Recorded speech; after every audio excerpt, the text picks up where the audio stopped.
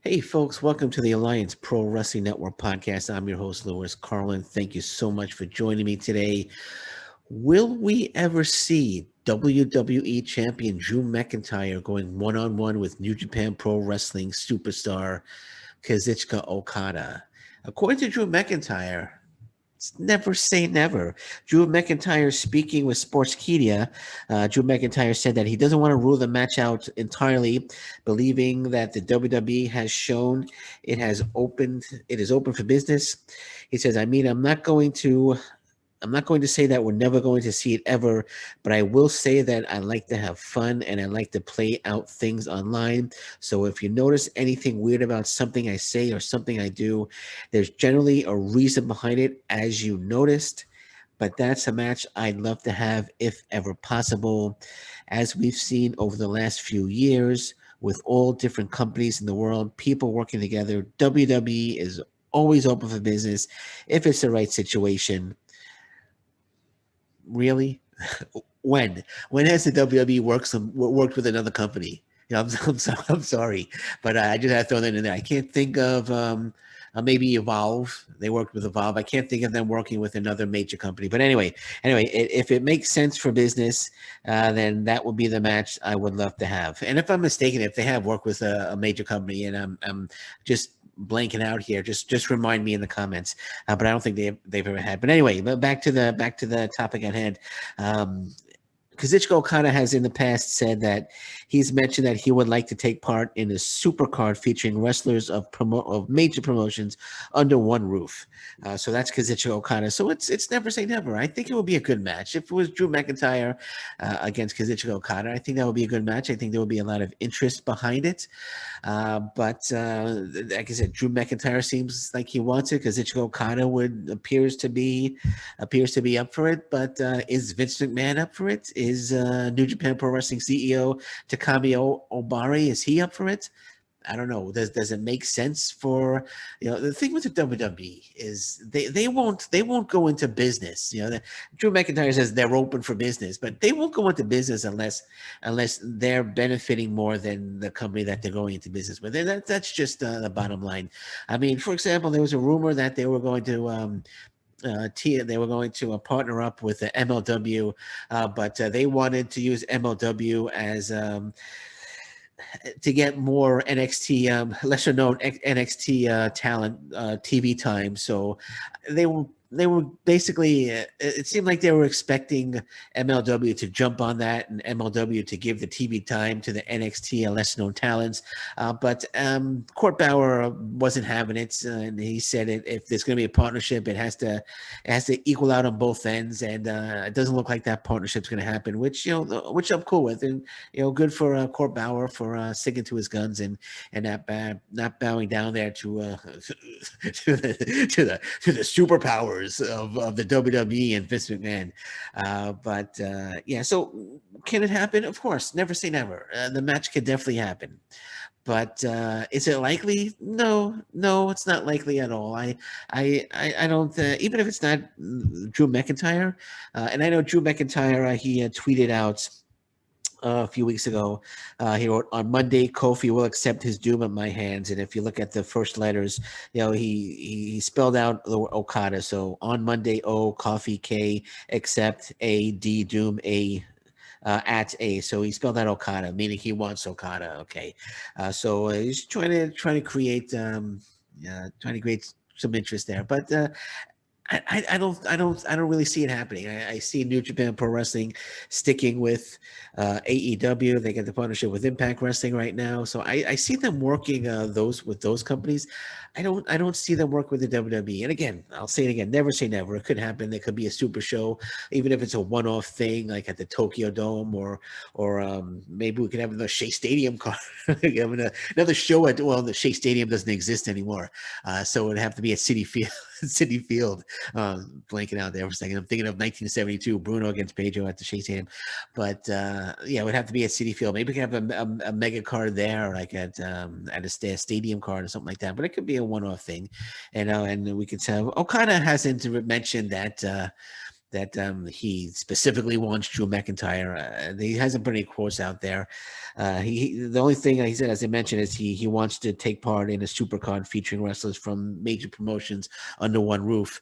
He kind of did that. New Japan Pro Wrestling and Ring of Honor when they were at Madison Square Garden, but he hasn't specifically called out Drew McIntyre like Drew McIntyre has been calling out Kazuchika Okada. So maybe Okada is not even interested in Drew McIntyre. But again, never say never. Never say never. Maybe next year they'll announce WrestleMania, Drew McIntyre 1-on-1 with Kazuchika Okada.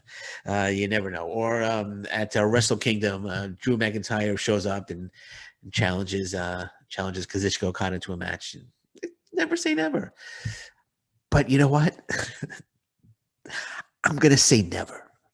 No, I'm just kidding. Never say never. There's a slight chance. There's a little tiny chance, that could happen. But let's not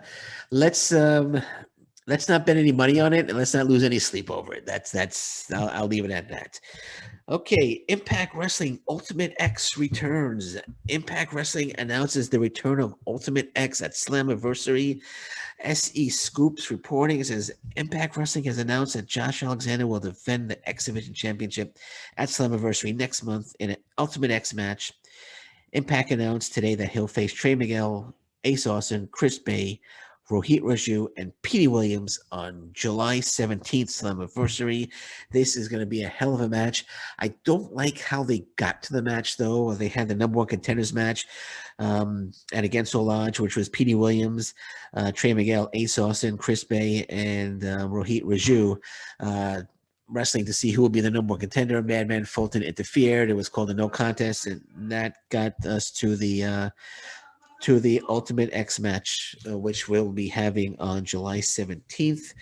And it's going to be, it should be a terrific match. People are excited. There's a lot of buzz there that the Ultimate X match is returning. I'm excited. I know Josh Alexander said, he tweeted out, I can't remember what he tweeted out, but something he said that he's bringing the X, as he said, he's bringing the X division back, and he's excited. Josh Alexander's not going to lose. There's no way Josh Alexander's going to lose this match. I would have preferred a one-on-one match.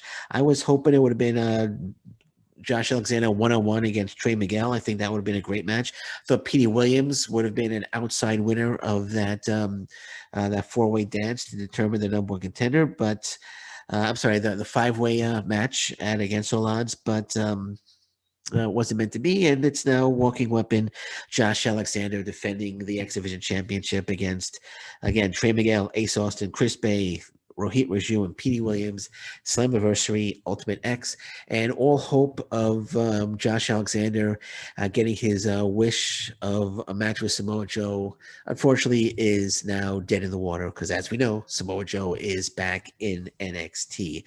So that's exciting news. I'm glad to see the Ultimate X match coming back. I just don't like the way they got to this Ultimate X match. If they were going to do an Ultimate X match, if that was the plan all along, then did we have to have that match at Against All Odds? Do we have to have it in that way? Do we have to get there? Do we have to get to the Ultimate X match from the no contest at Against All Odds? I mean, Madman Fulton. I know Madman Fulton will be meeting Josh Alexander actually tonight on Impact Wrestling.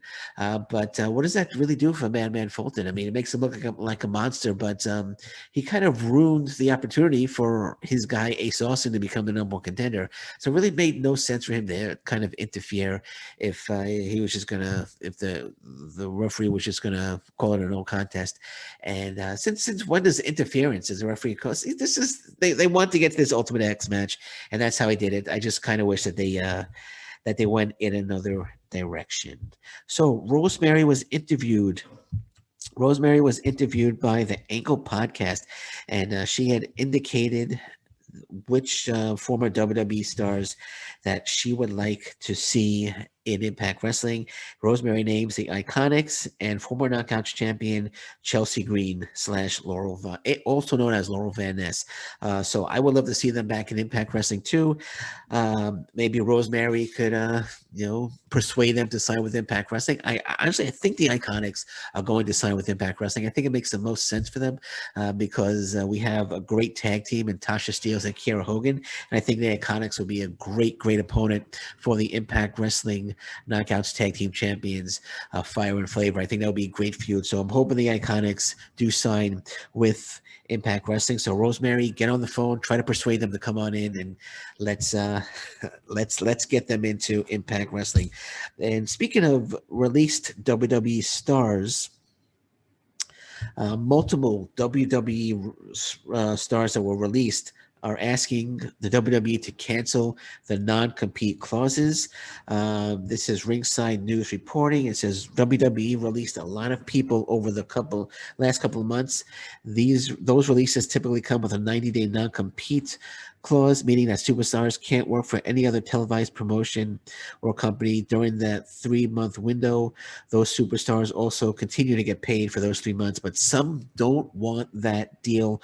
According to a report from Fightful Select, multiple 2021 WWE releases ask if they can forego their 90-day non-compete clauses. That would allow them to work for another company as soon as possible. It was reported that the WWE was said to have been receptive to this, which is very interesting, and Johnny Ace would be the contact person for such a request.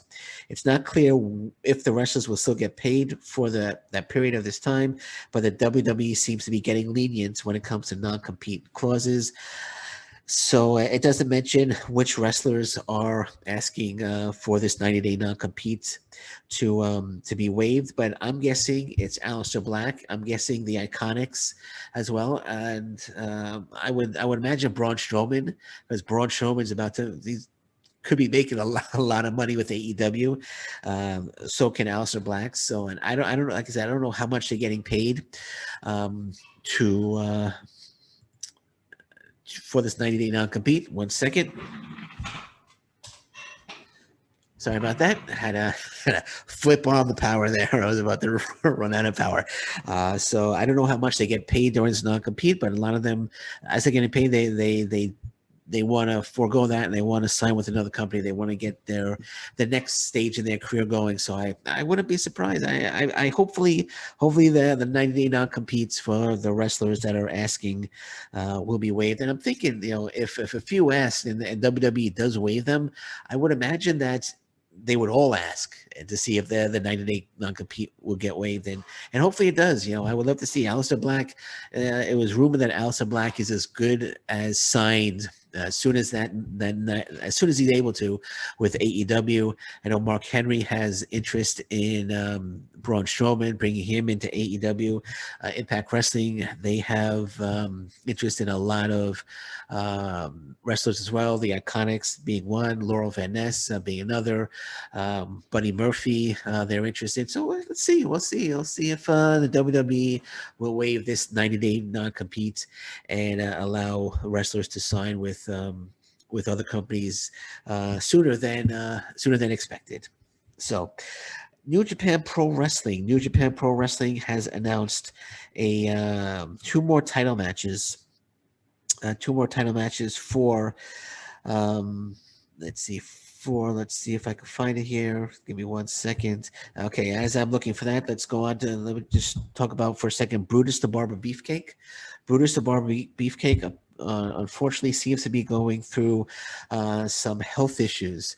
Brutus Beefcake dealing with health issues. SE Scoops reporting here. WWE Hall of Famer Brutus the Barber Beefcake is dealing with some health issues, and his wife is asking for fans to pray for the wrestling veteran. Apparently, he's 64 years old. His blood pressure reading was 170/110, which is really high, and he was feeling shortness of breath and a headache, and he went to see the doctor. No further updates, but let's all say a prayer for Brutus the Barber Beefcake, and let's hope that Brutus the Barber Beefcake does in fact get well soon. Hopefully it's nothing serious. Hopefully they just give him some medication and that'll be it. And let's all say a prayer for Brutus the Barber Beefcake, WWE legend without a doubt. And I'm just trying to find this New Japan Pro Wrestling article here. Two more. If I can't find it, I will skip it today. I had it. I don't know why I didn't. I don't know why I didn't save it. I apologize for that. But this is, where is it? Can I find it? If I can't, then okay. This I do know that it's going to be Tai Chi and Zack Sabre Jr. I just want to get the exact date and and the location. But they announced Zack Sabre Jr. and Tai Chi will be defending the IWGP Tag Team titles against Sonata and Tetsuya Naito.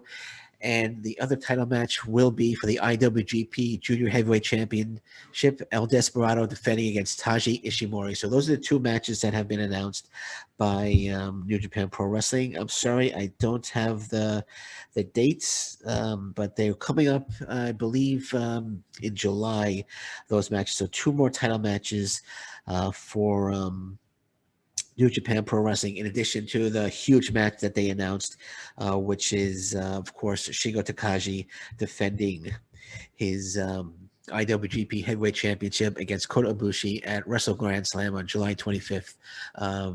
Can't wait for that one. That's going to be an absolutely splendid match. So 3 title matches coming up for New Japan Pro Wrestling.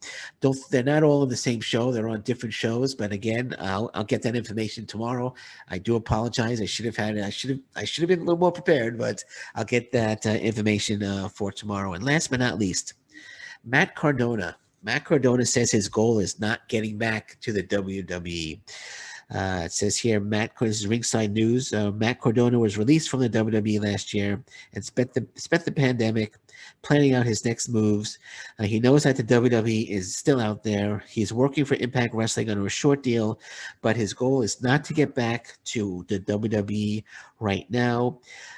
He says that he's having a great time right now in Game Changer Wrestling, where the angle of the year took place, where he attacked Nick Cage. Everybody thought it was Jon Moxley. It turned out to be Matt Cardona. Says he's having a great time with GCW, Game Changer Wrestling. But here's the deal. Here's my thoughts on that. The WWE contacted Matt Cardona today and said, "Hey, Matt, we want to bring you back in. We're going to offer you a contract to bring you back in. We need some more talent. We need to fill out the SmackDown roster. We want to bring you back in. We'll send you a contract. Can you sign it and send it back to us?" As soon as Matt Cardona gets that contract, I can almost guarantee he'd sign it, send it back. So that's my thought on that. So he says he's not in a rush to get back to the WWE, but I am feeling if the WWE offered him a contract today, he'd be back in the WWE tomorrow. So we'll just leave it at that. On that note, I'm going to say thank you very much for listening to me today. I'm Louis Carlin. This is the Alliance Pro Wrestling Network podcast. And until next time, thank you very much. Take care. Bye-bye. Stay safe, everyone. So long. Bye-bye.